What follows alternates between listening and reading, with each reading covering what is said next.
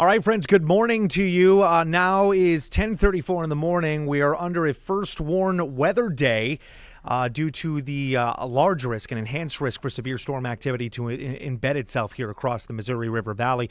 First Warn 5 meteorologist Greg Bennett here. It's going to be a very active forecast for us, especially as we move towards really as early as the mid-afternoon. This could actually start getting more interesting between 1 and 2 p.m. for a couple of isolated storm cells, and then really start to take a dive into the severe weather risk as we make it into the afternoon. So definitely something that we want to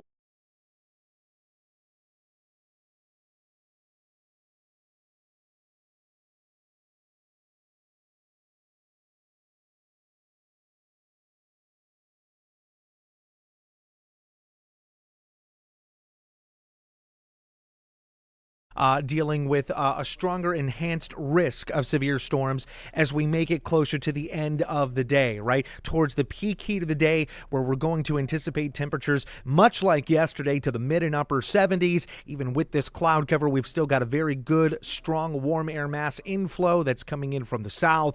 This is all giving us a great opportunity to get into some stronger storm cells. I'm going to keep moving forward here and talk about where we are with the severe risk threat to the region. There it is.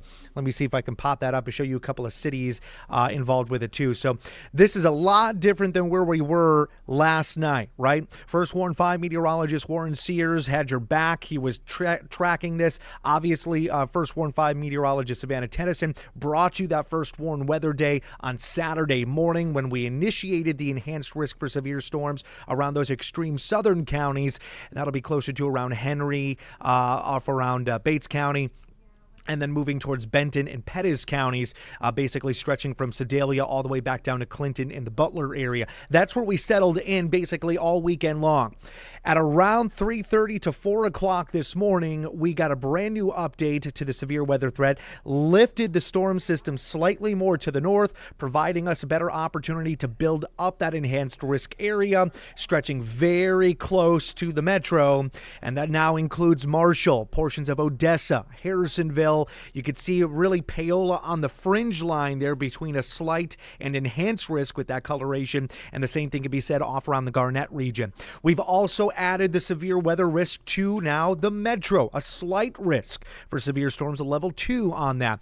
And you can see that little box off to the corner there that tells us that we are looking at a good opportunity for more of a damaging wind situation and frequent lightning, even large size hail. Now listen, we are not out of the woods, friends. We are not out of the woods for getting into some rotation. That enhanced risk still puts us in embedded opportunity for spin-ups to occur. That could be as early as around that early evening time frame where we really look to light up the storm cells, getting into that peak heat of the day in the most unstable part of our atmosphere during our Monday afternoon / kind of early evening. Since we are technically talking about 5 p.m., I consider 5 p.m. more of the evening rather than late afternoon. Let me go ahead and erase what we have over here that kind of highlighted possible hazards, and then move forward here on what we're looking at when it comes down to the severe weather threat overall. So these are the risks that we really look at. Obviously, our wind, our hail development, and obviously our tornado threat. Now, I'm still keeping that tornado threat on the low end of the scale, but notice where we are with high wind, gusts over 58 miles per hour, and hail at around a quarter size in diameter or greater. You need those two things, friends. You need those two things to produce a severe thunderstorm warning to any kind of given area. That's kind of the criteria from the Severe Prediction Center and the National Weather Service. And we are definitely on the higher side, even here around the metro, to have that occur, right? So the tornado threat itself is very interesting. We are monitoring this closely, and half of our models are indicating that we have got a good opportunity to spin up off around southeastern Kansas and closer to around southwestern and central Missouri. That'll put you around Joplin, Springfield, and around the Branson areas for that spin-up opportunity. Other models are indicating that there's going to be just enough surface wind here pumping into these storms to provide that spin up even towards that enhanced risk region within our viewing area, meaning anywhere from basically Garnett right on over towards Marshall. And that's what we really want to look out for, right? But for the rest of us, this damaging wind scenario and hail threat, it's definitely something we got to watch out for. I'm going to show you the forecast model data that we've got here. This is just one of them, and this is the high resolution model, which really is tried and true for us in regards to tracking strong storm cells. Now, I'll also show you IBM's model. That's also a very conservative kind of forecast for us as well. And then the NAM model is a part of this as well, and I'll take a deep dive into that. But for the time being, I'm showing you right now the high resolution model data. And as you can see, this is starting you off at about 3 o'clock in the afternoon, and you can see kind of a trail of strong storms out there that technically start off around Ottawa and Lawrence, moving over towards Chillicothe. Now, this is not the enhanced risk zone. This is the slight risk zone that we're looking at, so it could be us early on getting the first helping of these storm cells within that kind of mid-late afternoon time frame. Let me move it forward in time. And very quickly by 5 p.m., it seems like this model wants to really produce everything out towards the east. And remember that enhanced risk zone further south, maybe around Sedalia, Benton, Pettis counties. Look at that. Look at the coloration that we've got on this particular map. That one's indicating that we could definitely see some severe weather activity in these locations, even stretching as far up as Marshall, a couple of areas around Bethany. Can't rule that out as well, near Worth and Gentry kind of counties. Let's keep moving forward here to show you that we're not done yet. As we move on in towards the mid-evening, we kind of redevelop some strong storms that lift out of the south and even push into portions of southeastern metro, maybe around Lee Summit, continues around Odessa, Warrensburg, and Clinton. This could be another area that we could see some strong or to severe storm activity. This could embed those high wind, maybe the large hail development and the opportunity for rotation.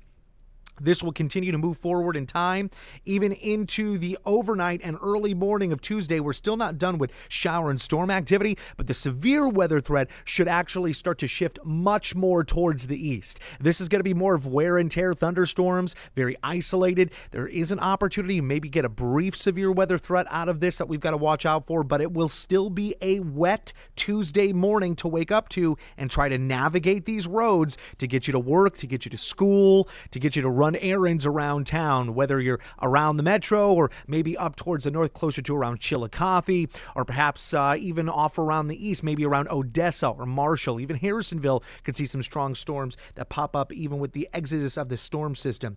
Now, that's just one model. I just showed you the high resolution model, and I'm going to break open this actual model and switch out the data.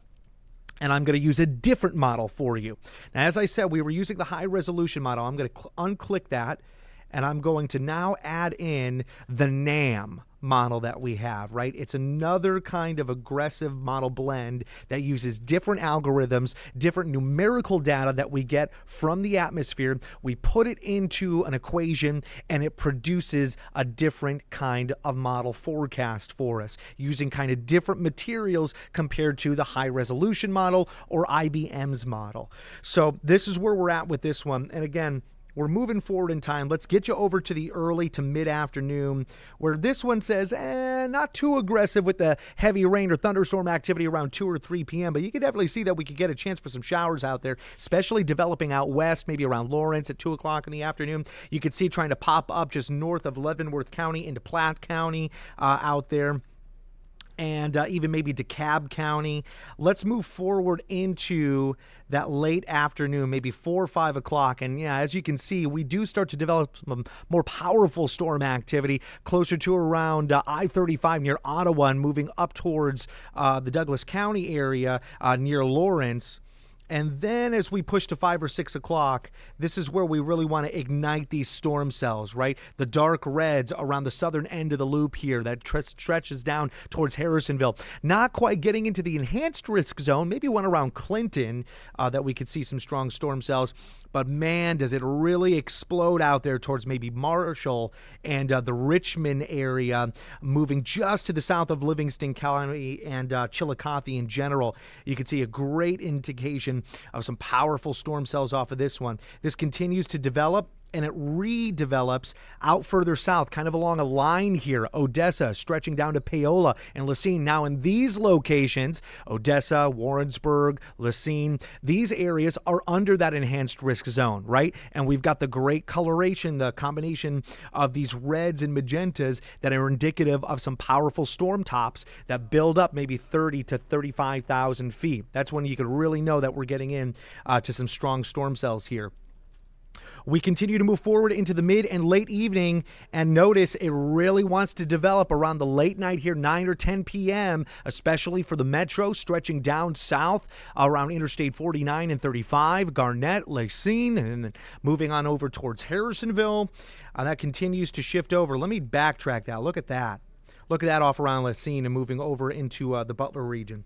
That is impressive to see that kind of severe weather threat there. Now, again, that's part of the enhanced risk zone, right? So this was just one of several models that we use, right? There we are going into almost midnight. There we are into Tuesday morning. Notice how it gets very aggressive around Warrensburg and Clinton. And then it continues to track out towards the east, where we continue with a few isolated showers and thunderstorms developing on the back side of the storm system in the front due to a trough system, and then that's moving on out. All right, we've got a final forecast here that I'm going to bring in, and this is going to be the IBM model data. All right. I'm going to put that in. I'm going to backtrack this, and we're going to move forward to that mid-afternoon time frame. There's 2 or 3 o'clock, seeing a couple of storms ignite. Notice they're all showing different locations of where we could see initial storms develop. All right, moving forward in time, let's get into about 4 or 5 o'clock. Now we're starting to get more of a train of storm activity developing and then moving out towards the north and east. You can see that off around Platte County, Platte City, maybe around the KCI area. And then moving forward into the evening, it's kind of hit or miss with these scattered storms. Much more aggressive towards that Benton County area. Then all of a sudden late night, perhaps around Garnett and Paola, getting some strong storms. But very kind of broken up in the IBM model. We're very broken with this storm system in this particular location. It's a bit more isolated in this particular situation, so it's taking a different track, different route with the wet weather and the storm activity that we're getting and the energy of the atmosphere. So where is the answer? What lies here? Where is our answer overall when it comes down to the severe weather threat? Well, in my professional opinion, I like to tend to lean more on the high resolution model run in regards to this particular location of the country, and obviously going out only about 24 hours. It's pretty good, and it has been over the past decade of predicting pretty close to what occurs around the area. Now, is it the end-all be-all model? Absolutely not. Has this completely missed and maybe the NAM has gotten, spot on? Absolutely. That has happened too. But it's just a good reference point for me as a meteorologist to see where maybe we're going to start to see these strong storms kind of develop. And so far, we've been seeing some pretty active weather out there. I'm going to actually exit out of here. No, I don't want to save this. I'm going to bring up the radar system as it sits right now in Doppler radar and see where we're at. We're already starting to see a few scattered showers kind of develop up further north. We have a little bit towards the south there, getting involved more towards Benton County. You can see it's a bit more aggressive off around Clinton. Let's get a little bit closer, Warsaw kind of area. Technically, we're not into the Benton County area. We don't have them in our viewing region, but they are kind of highlighted in us, so it's right there on the fringe line. Clinton, obviously, you're a part of our region, but we're already starting to see some heavier rainfall. That's just some moderate to heavy showers, not necessarily thunderstorm activity that we're developing, but that just goes to show you that there is energy to the atmosphere already, and the temperature is nowhere near done for the day for us. We're still anticipated to get into the mid-70s for this afternoon. Let me show you the actual storm system itself. That's what we're looking at, right? So we've got a low pressure system that's basically over the area right now. We've got another upper level no further south. You could see that maybe around the panhandle of Oklahoma. That's going to be that secondary round mid-late evening that kind of pulls through for us, allowing us to continue on with scattered showers and even a couple of thunderstorms even into our Tuesday morning, something we've got to watch out for. But we've got that warm front that stretches out just to the north, right? Getting into the Iowa border and stretching out towards the Ohio River Valley. Valley, that is a great situation to really help us intensify these storms, because it's going to be an inflow of warm, moist, unstable air that feeds into that warm front out of the south. From behind or to the west, we've got that area of low pressure. We've got trough systems out there showing that there is still more destabilization to the atmosphere that stretches up all the way through Omaha, Nebraska. And when it comes down to the actual raw information of the atmosphere, the information that we're not showing you right now, but involves what's called CAPE, C-A-P-E. It stands for Convective Available Potential Energy of the atmosphere. We have got very high values for convective available potential energy to the atmosphere around the late afternoon, when we really start to amplify these storms. And that's across the board to all of our model data, right? So with those numbers taking into consideration, and what we're getting off of our skew-T charts, what we're getting off of what we call our hodograph charts, which is very good about showing the rotation of the atmosphere and very good about showing us if we're going to see some significant hail events, it's looking likely to be a very active kind of day for us all the way around. So I want you to be ready for that. I'm more concerned at this point in time for the hail and the wind development, especially when it comes down to it. You know, when we get to a 60 or 70 mile an hour wind here with some of these storm cells, especially for the first probably strong wind of the season. We've had a couple of severe storms, but we haven't gotten up to that really 70 mile per hour mark here quite yet. We can get an opportunity to take down trees, which means if we're taking down trees or branches, we could be taking down power lines. We could do damage to vehicles if they're left outside and they're not covered, maybe in a garage or something like that. And then we got to think about the hail, right? When we get to that, the hailstone itself can be very impressive when we get into a severe weather risk like we're in right now. The hail sizes go all the way from a pea all the way up to basically softball on average. Now, there have been larger size hail out there. We've actually had them up to about the size of a volleyball on record, but I don't think we have to worry about anything like that. But what I am more concerned about is that we are in the severe weather level. Right? The severe weather risk starts off with the size of a quarter or larger. And to tell you the truth, when it comes down to the enhanced risk area, it's more likely that we'll be dealing with a range between a golf ball to a tennis ball with hail. All right, so in that orange zone that we've been talking about, we could be dealing with anywhere from a golf ball to a tennis ball. And there's that orange zone that's kind of sort of popped up here. Let me actually just show you only.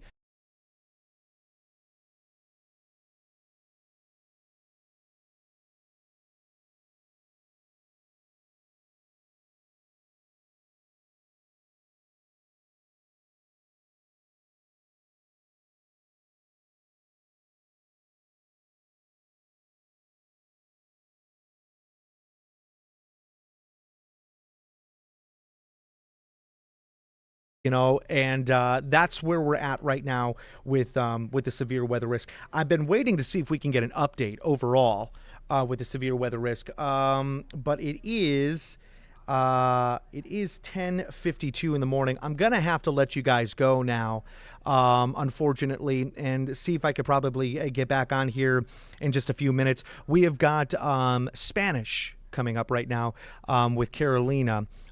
Cinco con Carolina is coming up, and I got to make sure that they have a severe weather 7-day forecast ready for them in Spanish to go. I will be able to answer Facebook questions, comments, and concerns in just a few minutes, but I do have to get downstairs and make sure that I have that 7-day forecast available for her so she can do her job, and then I will get right back on here and we will continue discussing this all the way up to about 11:45 in the morning. To then you want to switch over to KCTV5 on your TV, and then we'll talk more about the severe weather threat there. But for the time being, I'm going to have to let you go. I will be back on within the next 10 minutes.